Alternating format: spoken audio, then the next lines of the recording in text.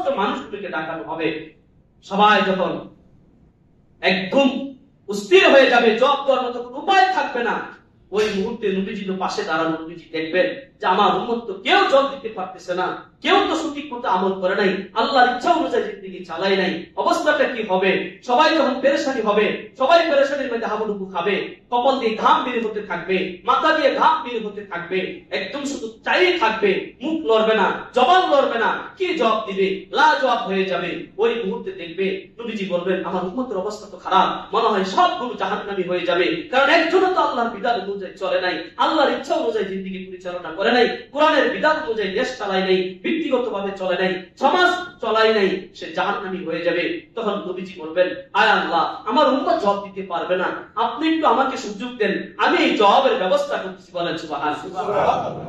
নবীজি দৌড় দিবেন পয়গম্বর আদম আলাইহিস সালামের কাছে, আদমের কাছে গিয়ে বলবেন আদম, আপনি হলেন বনি আদম, সমস্ত আদমের বাবা, আমাদের বাবা, আপনি হলেন প্রথম বাবা, প্রথম মানুষ। আজকে সমস্ত মানুষগুলো আল্লাহর কাছে লাজবাব হয়ে গেছে, উত্তর ছাড়া মানুষগুলো দাঁড়ায় আছে, আমার তো জবাব দিতে পারে না, জীবন কিভাবে চালাইছে কোনো উত্তর দিতে পারে না। আজকে সব মানুষ উত্তর না দিতে পারলে জাহান্নামী হয়ে যাবে। চলুন, আপনি হলেন প্রথম মানুষ আর আমি হলাম শেষ নবী, আপনি হলেন প্রথম নবী, চলুন আমরা সমস্ত উম্মতের গুনাহকে দুজনে ভাগ করে নিয়ে যাই। বলেন সুবহানাল্লাহ। আদম আলাইহিস সালাম বললেন ইয়া মুহাম্মদ, আমার সন্তান মুহাম্মদ, আমি কোন উম্মতের গুনাহ নিতে পারবো না, আমি বড় ভুল করেছি জান্নাতে থাকা অবস্থায়, আজকে আমি নাফসি নাফসি ছাড়া আমার কিছু করার নাই, আপনি যা করার আপনি করুন। আল্লাহর নবী দেখবেন আদম কোন কাজে আগায় না, আদম সুপারিশের জন্য আগায় না।